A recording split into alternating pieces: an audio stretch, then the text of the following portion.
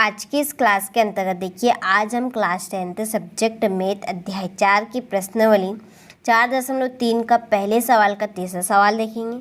इसके पहले हम 2 सवाल कर चुके हैं, आपने नहीं देखे तो आप चैनल पर जाकर चेकआउट कर सकते हैं। ठीक है, चलिए तो पहले हम प्रश्न के एक बार लाइन पढ़ते हैं कि निम्न द्विघात समीकरणों के मूलों की प्रकृति ज्ञात कीजिए।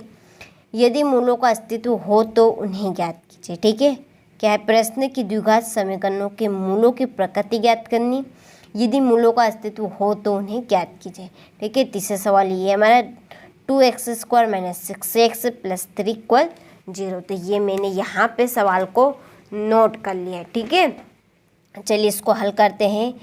a कितना बनेगा 2, b -6, c 3।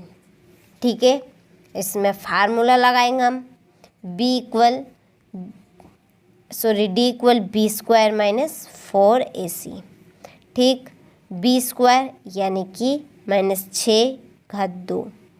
ठीक, -4 × a का मान क्या है 2 × c का मान 3। ठीक, 6 का घन क्या है हमारा वर्ग 36 -3 दूने 6, 6 चुको कितने होंगे 6 चुको 24। चलिए 24 में से ये 36 में से 24 घटाए तो 6 में से 4 जाएंगे तो 2 बचेंगे, 3 में से 2 गए तो 1 बचे।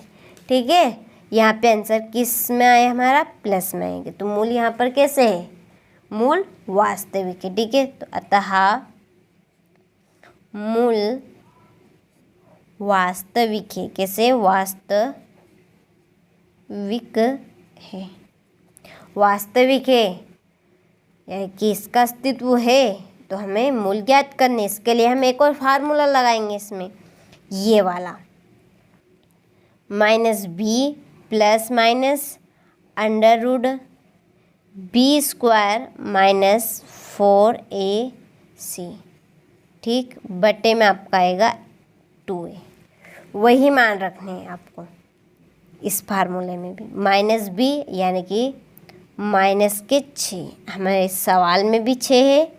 ठीक है, 6 भी माइनस का है और फार्मूले में भी माइनस का है, प्लस माइनस b² -6/2 -4 × a का मान क्या है हमारा 2 है, c का मान 3 है। ठीक, चलिए 2 × 2 का मान a का मान क्या है 2 है। ठीक, चलिए अब इसको हल करेंगे, बनेगा 6 ± √6 का वर्ग बोलिए 36 -3 दूनी 6, 6 चुको 24, 2 दूने 4। ठीक, -6 ± 36 में से 24 जाएंगे तो √12। और ये अब इस 12 को हम बाहर निकालेंगे, तो बाहर कैसे निकलेगा ये। ठीक है, यदि यहाँ पर आपका रहता कितना रहता 25 रहता। ठीक है, 25 रहता तो ये किसका वर्ग है 5 का वर्ग है, तो बाहर निकल आता। लेकिन 12 तो किसी का नहीं, तो इसका हम क्या करेंगे गुणनखंड करेंगे। ठीक है, ये इस तरह से निशानी लगा के 12। चलिए 2 से 2 छके 12, वापस 2 से जाएगा 2 × 6, फिर जाएगा आपका 3 से।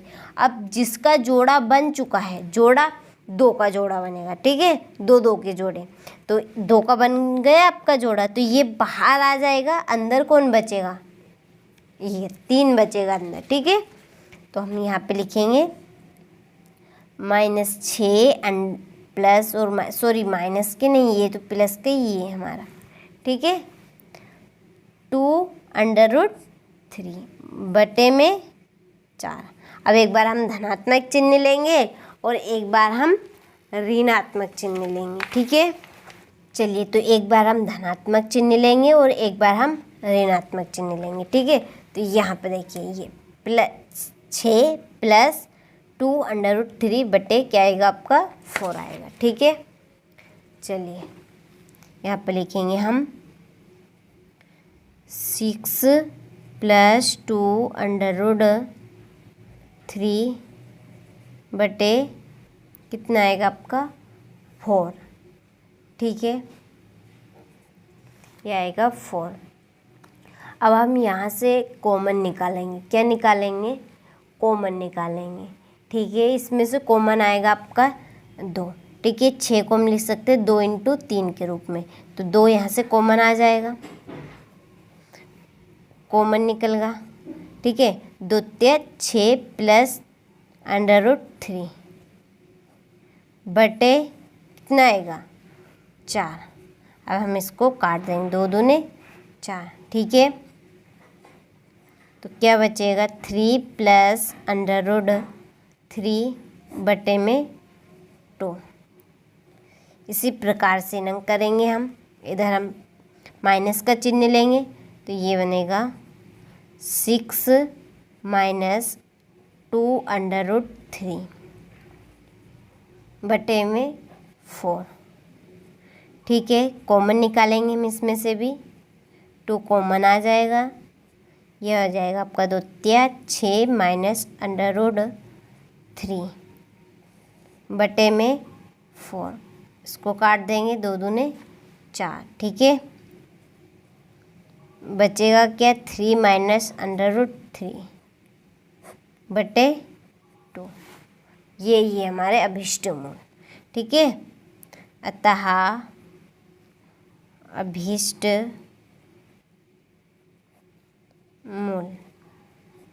अभिष्ट मूल क्या है हमारे 3 प्लस √3 बटे 2।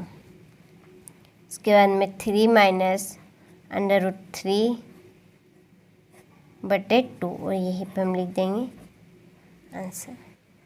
ठीक है, ये तो आप यहाँ से प्रश्न का स्क्रीनशॉट लें। प्रश्न में किसी भी प्रकार का डाउट हो तो आप कमेंट बॉक्स में कमेंट कर सकते हैं। चलिए फिर यहाँ से ले लीजिए, हमने चिन्ह एक बार धनात्मक का लिया, एक बार ऋणात्मक का चिन्ह लिया। तो चलिए अब आपसे मिलते हैं हम अगले वीडियो में।